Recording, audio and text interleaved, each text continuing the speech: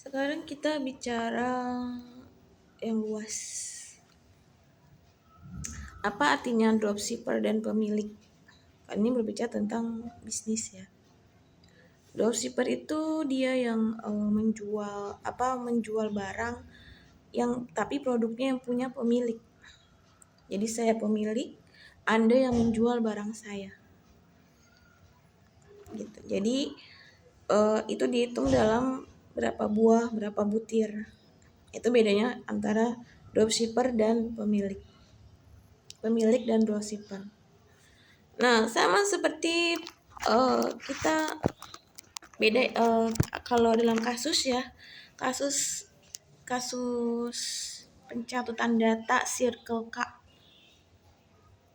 Circle K berarti dia masuk ke dalam lingkungan lingkaran yang sama seumur hidup.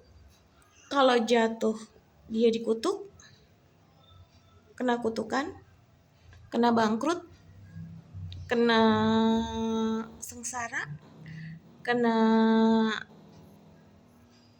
lubang dari nerakanya. Jadi itu artinya luas ya.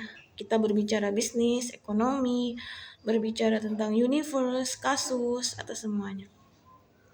Nah, kita bicara tentang circle K. Jadi kalian bermain tentang circle kehidupan. K itu adalah kehidupan yang menggunakan rasa. Rasa apa itu? Rasa seks, melahirkan, berulang-ulang terbentuk kawin lagi, bercerai lagi, melahirkan lagi, kawin lagi, kaya lagi, miskin lagi, beranak lagi. Dia circle K. Sampai ke reinkarnasi jiwanya Anda itu benar-benar melalui pembersihan jiwa sampai hari kiamat. Jadi, kalau kalian jatuh ke dalam circle K atau circle kehidupan, berarti kalian harus membersihkan diri sampai hari kiamat. Cara membersihkan diri apa? Sportif, berbicara jujur, seperti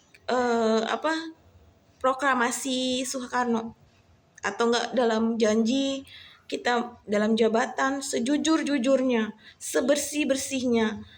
Saya amanatkan ya, berarti mereka harus jujur antara ucapan dan tindakannya harus jujur. Nah, bagaimana tentang circle K yang dropshipper?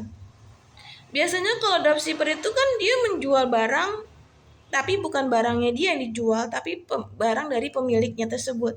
Kita bicara tentang penalaran.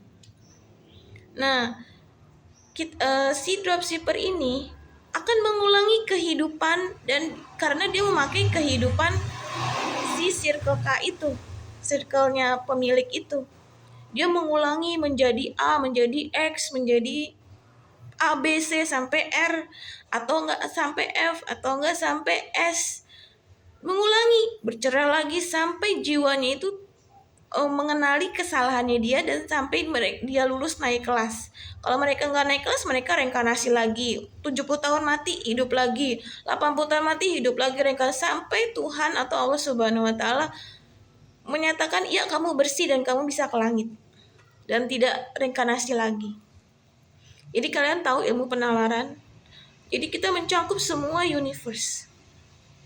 Jadi kalian harus membedakan pemilik, dropshipper, atau pencatut data dalam circle K atau circle kehidupan pemilik.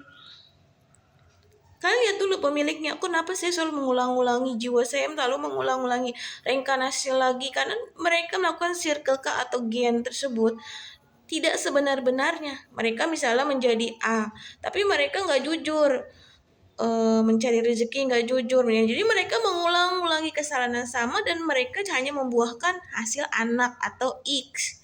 X-nya itu mereka dalam kehidupan ini mereka beranak, dalam reinkarnasi berikutnya mereka beranak, nggak selesai, dan sampai Tuhan bisa mengkoreksi mereka nih kesalahan di sini, tapi mereka nggak mau mengkoreksi, mereka akhirnya menjadi iblis. Kalau mereka nggak mampu mengkoreksi, mereka menjadi iblis dan masuknya ke neraka. Jadi bedanya seperti itu ya.